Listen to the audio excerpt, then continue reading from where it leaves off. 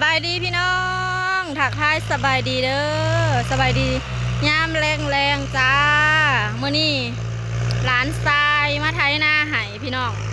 ปีนี้เฮาสิเฮ็ดหน้าซิ่งเด้อจ้าเสร็จหน้าวาดเนาะปีนี้สิบ่ได้เบิ่งบรรยากาศดำไห้ดำหน้าเลยพี่น้องเอ้ยปีนี้เฮาสิเฮ็ดหน้าวาดสบายเลยปีนี้มีรถใหญ่ในครอบครัวอันนี้จะเป็นรถลุงกากรถของพี่ชายพี่น้องคือเพิ่นให้ลูกชายเพิ่นมาไทยให้เนาะฮักกะสิไทยเขาหลังจากที่พ้นตกฮักกะสิตกแห้งบางอย่างนี่แหละพี่น้อง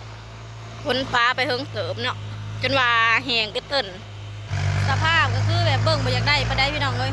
บ่ค่อยสบายปกติก็เป็นคนเลืองอยู่แล้วกล้องก็เลืองเข้าไปอีกแห้งก็เลืองว่าสิไปหาซักยาวิตามินหรือว่าสิไปหาหมอ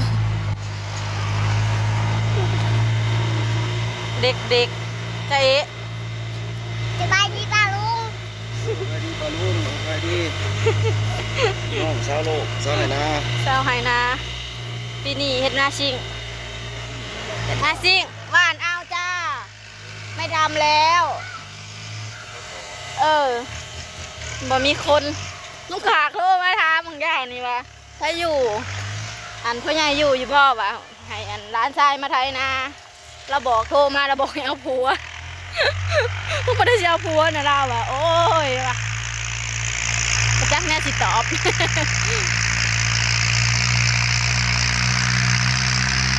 บรรยากาศงามแรงพี่น้องช่วงนี้กับบ่ค่อยอยู่ดีมีแห้งบันไดเป็นเมื่อยเงาบ่สดบ่ซื่นสุดอยากไปหาหมออยู่เดี๋ยวนี้ว่าสิไปซักยาวิตามินบำรุงอยู่พี่น้อง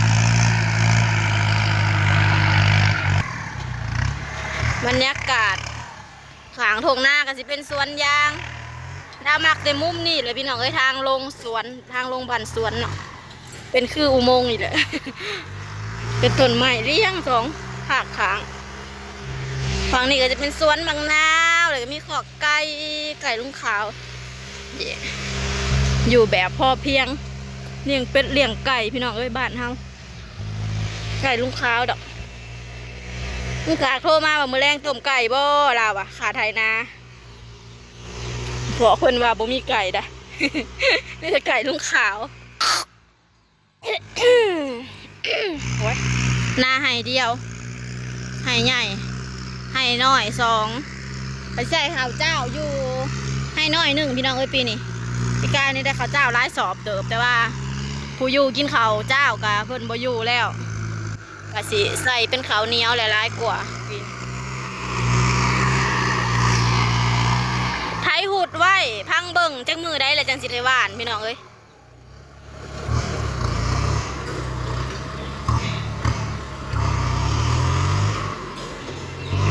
ใครแต่ลูกชายเพิ่นมีรถก็เลยสิ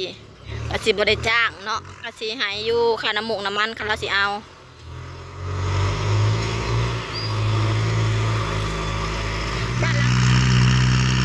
บรรยากาศดีพี่น้องเอ้ยยามแรง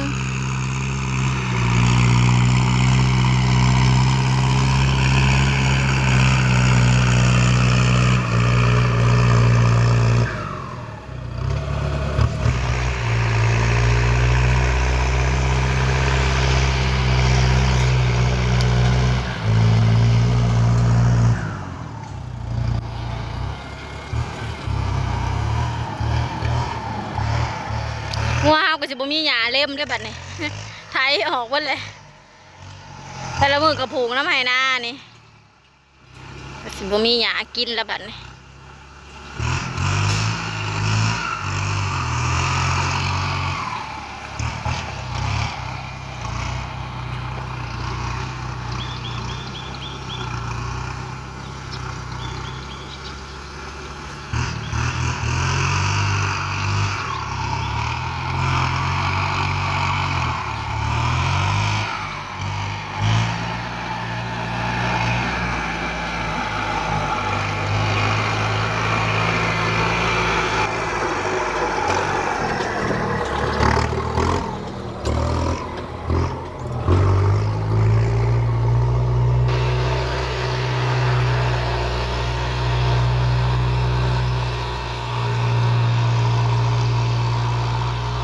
จีแกบกับเพิ่นนั่นรุดลงไห้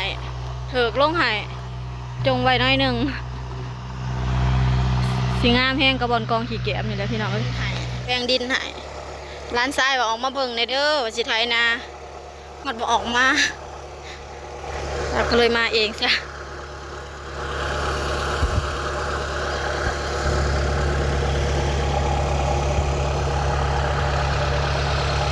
สวนห่างตะกี้เราสิปลูกมังนาวใส่เต็มตะกี้เราเจ็ดเป็นสวนเอาไปเอามากะบ่มุมเห็ดนามีต้นนี่ใหญ่กว่าหมู่ต้นนี้ทาพารัมทางหนักจะเป็นสวนขา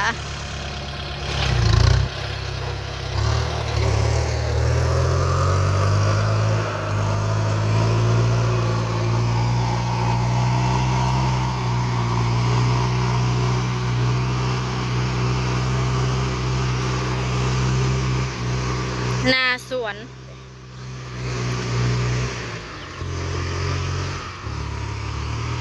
ให้นี่ก็ดูดเพิ่มปีกายนี่พี่น้องเพราะว่าถ้าเก่ามันเป็นหน้าเบิดเด็เพราะว่ามันหามันเพียงเบิดดินนะแต่ว่าอีพอแล้วขันเห็ดเป็นสวนค่ะนะ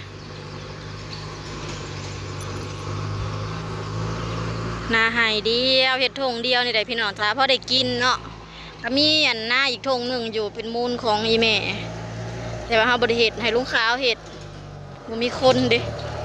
เขาก็เห็ดพอกลุ่มกินแล้วก็ยา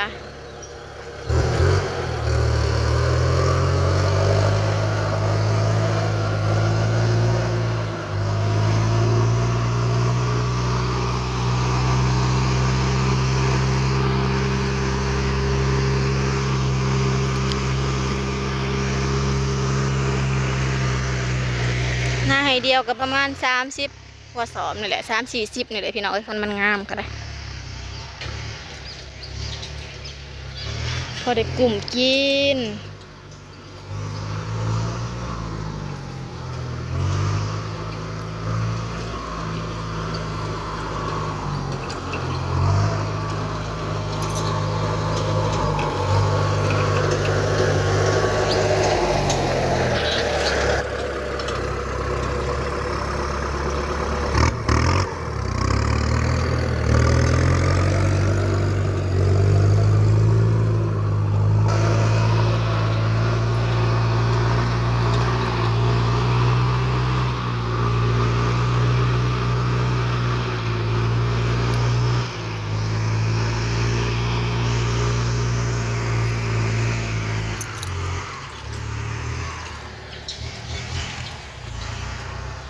ต้นไม้ต้นนี้ก็เริ่มใหญ่เป็นโหมคักนะดิแล้วก็มันจะมีต้นกกต้นขาวต้นนึงต้นบักใหญ่แต่ขาวยังหน่อยปุ๊แต่ต้นนี้เกิดมาแทนอีกก็สิใหญ่ซ้ำขาวแล้วเบิ่งทรงเอาพญายทอนบดสั่งตัด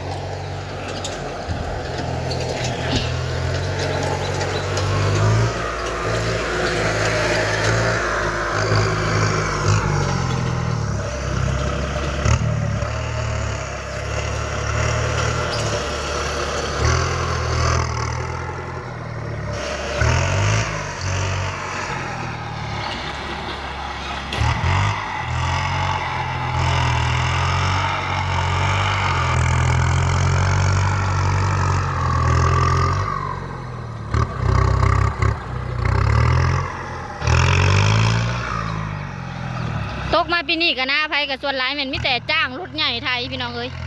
ไผก็มักสะดวกสบายเขานำมือเนาะนำมือทันสมัยคนจนบ่ใส่แหละเพราะว่าเห็นหน้าหวานเนาะจนบ่ใส่รถไถน้อยมีแต่จ้างเอารถไถใหญ่ไถให้สบายหวานก็ได้นับมือสะดวกสบายบ่คือแต่กี้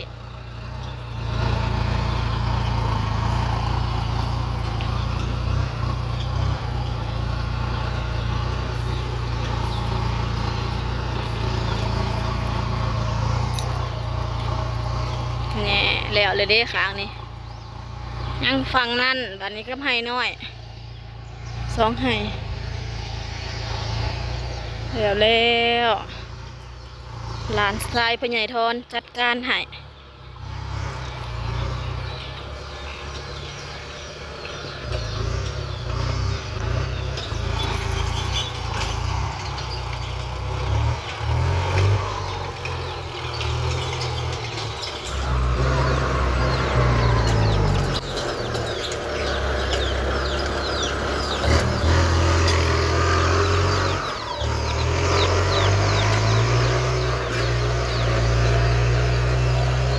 บ่อนกองขี้แกบ จะสิบใจ ฮะดูดสิเบดไว้ให้เจไทยหายทีแล้วเลยเด้ยังจะหายน้อยบัด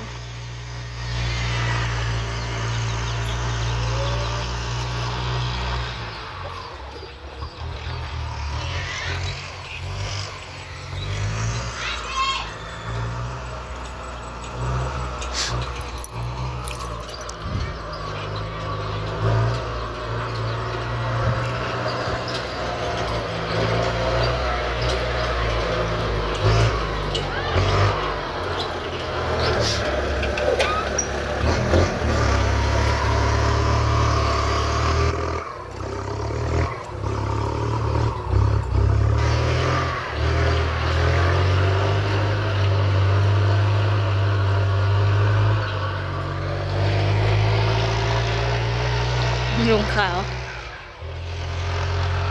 โอเคจ้ะพี่น้องเดี๋ยวถาติดตามตอนต่อไปเด้อสิได้หวานเมื่อใดเนาะว่ากันคลิปหน้าพี่น้องจ้ะ